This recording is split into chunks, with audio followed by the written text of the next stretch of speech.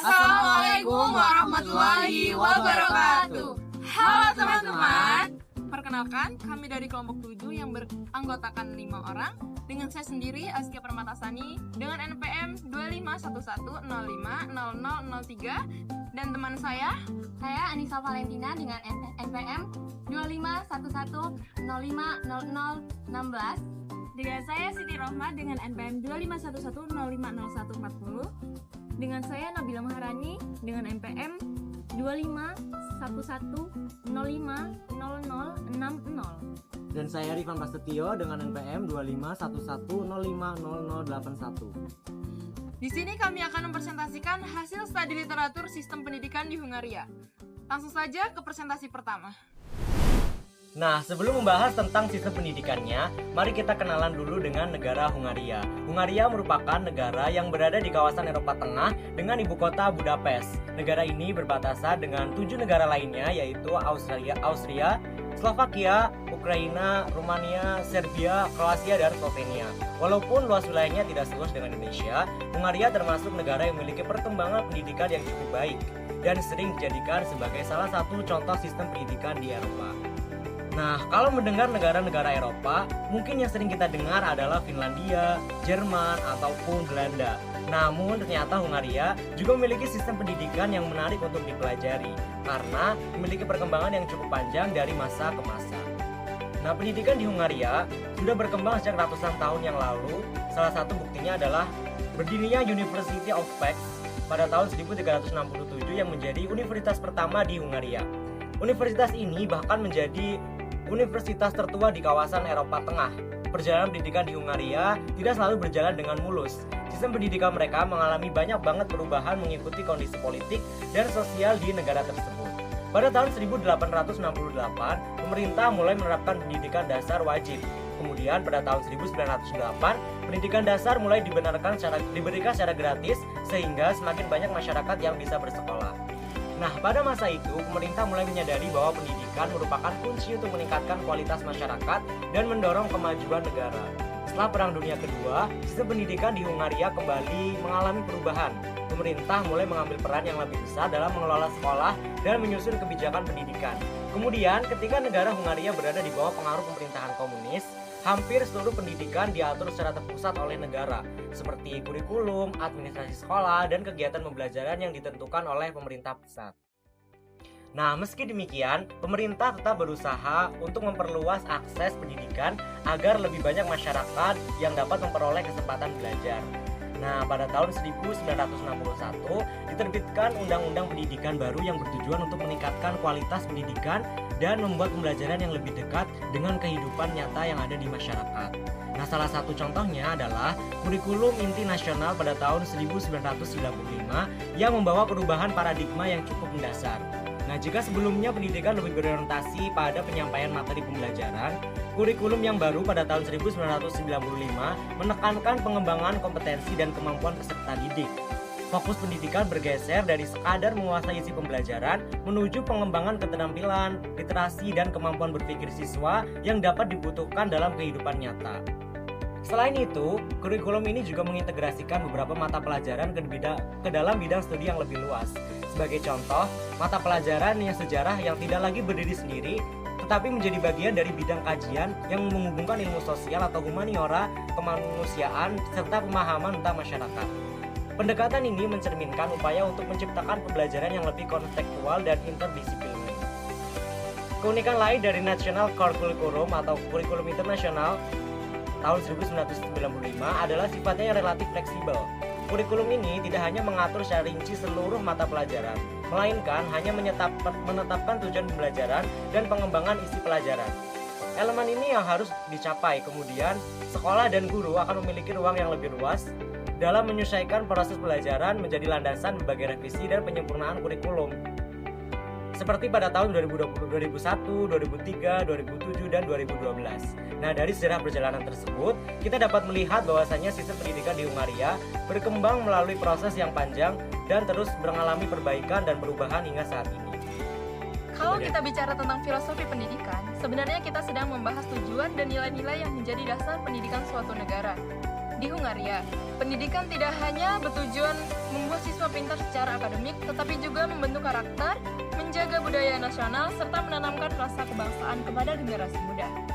Sekolah dipandang sebagai tempat untuk menyiapkan warga negara yang memiliki pengetahuan, keterampilan, dan tanggung jawab sosial. Seiring perkembangan zaman, filosofi pendidikan di Hungaria juga mengalami perubahan. Pada masa pemerintahan komunis, sistem pendidikan lebih menekankan keseragaman dan kendali pemerintah. Namun setelah menjadi informasi politik, sistem pendidikan menjadi lebih terbuka dan memberikan ruang yang lebih luas bagi pengembangan kemampuan peserta didik. Walaupun demikian, perubahan tersebut juga membuat tantangan baru.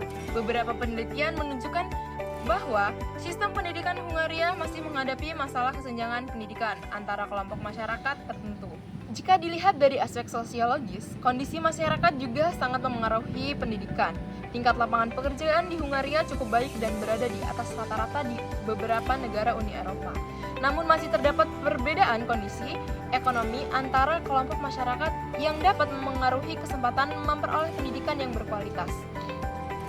Selain itu, terdapat kelompok mayoritas yang masih menghadapi hambatan dalam mengakses pendidikan yang setara. Karena itulah, pemerintah terus mengembangkan kebijakan pendidikan yang lebih inklusif agar semua anak memiliki kesempatan belajar yang sama. Dari penjelasan yang sudah saya sampaikan, bisa dipahami bahwa pendidikan tidak berdiri sendiri, tetap sangat dipengaruhi oleh kondisi sosial dan kehidupan masyarakat di sekitarnya. Dari segi geografis, Hungaria merupakan negara yang terletak di kawasan Eropa Tengah dan berada di wilayah cekungan Karpatia. Posisi ini membuat Hungaria menjadi salah satu negara yang cukup strategis karena berada di antara berbagai negara Eropa. Lokasi yang strategis ini memberikan keuntungan dalam kerjasama internasional, termasuk dalam pendidikan. Selain dikenal dengan kota Budapest, Hungaria juga memiliki tempat wisata yang unik. Salah satunya adalah Aktelak National Park, yang telah ditetapkan sebagai situs warisan dunia UNESCO. Kawasan ini terkenal dengan sistem gualkatsnya yang unik dan sering dimanfaatkan sebagai sarana penelitian, pembelajaran lingkungan, serta wisata edukasi. Selanjutnya, melihat dari aspek yuridis atau hukumnya, sistem pendidikan Hungaria diatur melalui Undang-Undang Pendidikan Republik Nasional tahun 2011. Melalui undang-undang ini, pemerintah menjamin hak warga negara untuk memperoleh pendidikan dasar dan menengah secara gratis. Pemerintah juga memberikan perhatian kepada anak-anak berkebutuhan khusus melalui program pendidikan inklusif. Tujuannya agar semua peserta didik memiliki kesempatan belajar yang sama tanpa membedakan kondisi fisik, sosial, maupun ekonomi. Selain itu, pemerintah juga menetapkan berbagai kebijakan yang mengatur kurikulum nasional, pengelolaan sekolah, serta standar mutu pendidikan. Dengan adanya aturan yang jelas, sistem pendidikan dapat berjalan lebih terarah dan memiliki standar yang sama di berbagai wilayah. Selanjutnya, saya akan menjelaskan tentang aspek psikologis dalam pendidikan di Hungaria. Selain memperhatikan kurikulum dan fasilitas, Hungaria juga menghadapi berbagai tantangan yang berkaitan dengan kondisi psikologis guru maupun siswa. Nah, beberapa penelitian menunjukkan bahwa sebagian guru di Hungaria mengalami tekanan karena harus mengikuti kebijakan pendidikan yang cukup terpusat. Kadang-kadang ada perbedaan antara cara mengajar yang menurut guru paling baik dengan aturan yang harus mereka jalankan. Nah, akibatnya, sebagian guru mengalami stres kerja dan kelelahan atau yang sering disebut dengan burnout. Walaupun begitu, banyak guru tetap memiliki semangat yang tinggi dalam menjalankan profesinya karena mereka merasa pendidikan memiliki peran penting dalam membentuk masa depan generasi muda. Dari sisi siswa, kondisi lingkungan sekolah juga sangat berpengaruh. Jika sekolah terlalu menekankan persaingan akademik, siswa mengalami tekanan dan kecemasan yang lebih tinggi. Sebaliknya, Jika sekolah mampu menciptakan lingkungan yang nyaman, saling mendukung, dan menghargai kerjasama, maka siswa akan lebih termotivasi untuk belajar. Karena itu, keberhasilan pendidikan tidak hanya diukur dari nilai akademik, tetapi juga kesejahteraan dan kenyamanan siswa selama proses belajar. Selanjutnya, saya akan menjelaskan bagaimana pendidikan diselenggarakan di Hungaria. Secara umum, pendidikan di Hungaria dibagi menjadi 3 jalur, yaitu pendidikan formal, informal, dan non-formal. Nah, yang pertama adalah pendidikan formal. Pendidikan formal ini dimulai dari pendidikan prasekolah atau taman kanak-kanak. Kemudian dilanjutkan ke sekolah dasar, sekolah menengah, dan pendidikan tinggi. Untuk pendidikan dasar berlangsung selama 8 tahun dan merupakan bagian dari program wajib belajar nasional. Setelah menyelesaikan pendidikan dasar, siswa dapat memilih beberapa jalur pendidikan menengah. Mereka bisa masuk ke sekolah menengah umum yang lebih fokus pada persiapan masuk perguruan tinggi. Dan juga mereka bisa memilih sekolah menengah kejuruan atau pendidikan vokasi yang lebih memberikan keterampilan kerja. Pemerintah Hungaria sangat mendukung pendidikan vokasi karena dianggap mampu mempersiapkan lulusan yang sesuai dengan kebutuhan dunia industri. Selain pendidikan formal, terdapat pendidikan informal. Nah, pendidikan informal ini adalah pendidikan informal ini berlangsung di lingkungan keluarga dan masyarakat. Contohnya adalah kegiatan belajar di perpustakaan, pusat komunitas, kegiatan budaya, seminar, atau kegiatan sosial lainnya. Melalui kegiatan tersebut, masyarakat tetap bisa memperoleh pengetahuan dan pengalaman baru walaupun tidak berada di dalam ruang kelas. Kemudian ada pendidikan non-formal. Pendidikan non-formal ini biasanya berupa kursus, pelatihan, kerja, seminar keterampilan, pelatihan bahasa asing, dan program pembelajaran orang dewasa. Tujuannya itu untuk membantu masyarakat meningkatkan kemampuan sesuai kebutuhan mereka. Nah, yang menarik dari Hungaria ini, mereka sangat mendukung konsep lifelong learning atau pembelajaran sepanjang hayat. Artinya proses belajar tidak berhenti ketika seorang lulus sekolah atau kuliah. Masyarakat didorong untuk terus belajar sepanjang hidup agar mampu mengikuti perkembangan ilmu pengetahuan dan dunia kerja yang terus berubah. Konsep ini menjadi salah satu kekuatan sistem pendidikan Hungaria karena membantu masyarakat terus berkembang meskipun sudah memasuki usia dewasa. Selanjutnya, pada bagian terakhir ini saya akan menjelaskan sistem dan akses pendidikan, pendanaan, dan perbandingan dengan Indonesia. Di Hungaria, anak-anak wajib mengikuti pendidikan mulai usia 6-16 tahun. Pendidikan dasar dan menengah di sekolah negeri pada umumnya dapat diakses secara gratis sehingga masyarakat memiliki kesempatan yang cukup luas untuk memperoleh pendidikan. Pemerintah memiliki peran yang sangat besar dalam mengatur pendidikan, mulai dari penyusunan kurikulum nasional, pengelolaan sekolah, pembiayaan pendidikan, hingga pengawasan mutu pendidikan. Pemerintah, dari sisi pendanaan, pemerintah Hungaria mengalokasikan anggaran yang cukup besar untuk sektor pendidikan. Dana tersebut digunakan untuk membiayakan operasional sekolah, pengembangan kurikulum, peningkatan kualitas guru, serta penyediaan sarana dan prasarana pendidikan. Selain itu, Hungaria juga memiliki berbagai jenis sekolah, baik sekolah negeri, sekolah swasta, maupun sekolah yang dikelola lembaga keagamaan.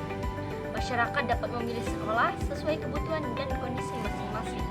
Jika dibandingkan dengan Indonesia, terdapat beberapa persamaan dan perbedaan. Persamaannya adalah kedua negara sama-sama menganggap pendidikan sebagai bagian penting dalam pembangunan sumber daya manusia. Kedua, negara juga menerapkan program wajib belajar dan terus berusaha meningkatkan kualitas pendidikan. Namun, terdapat perbedaan di Hungaria. Di Hungaria, sistem pendidikan lebih terpusat dan banyak kebijakan ditentukan oleh pemerintah pusat. Sementara di Indonesia terdapat pembagian kewenangan antara pemerintah pusat dan pemerintah daerah dalam pengelolaan pendidikan. Hungaria juga memiliki perhatian yang cukup besar terhadap pendidikan vokasi sehingga hubungan antara sekolah dan dunia lebih kuat. Jika melihat hasil program for International Student Assessment atau PISA, capaian siswa Hungaria masih berada di atas Indonesia dalam bidang membaca, matematika, dan sains. Hal ini menunjukkan bahwa kualitas pendidikan Hungaria masih relatif lebih baik dibandingkan Indonesia dalam berbagai aspek. Meskipun demikian, kedua negara tetap menghadapi tantangan masing-masing, seperti pemerataan pendidikan, peningkatan kualitas guru, dan menyesuaikan pendidikan terhadap perkembangan teknologi. Dari seluruh pembahasan yang telah kami sampaikan, dapat disimpulkan bahwa sistem pendidikan Hungaria perkembangan melalui perjalanan sejarah yang panjang dan dipengaruhi oleh berbagai faktor, mulai dari sejarah, kondisi sosial, kebijakan pemerintah, hingga perkembangan global. Hungaria memiliki sistem pendidikan yang terstruktur, didukung oleh regulasi yang jelas, serta menerapkan konsep pembelajaran sepanjang hayat yang mendorong masyarakat untuk terus belajar.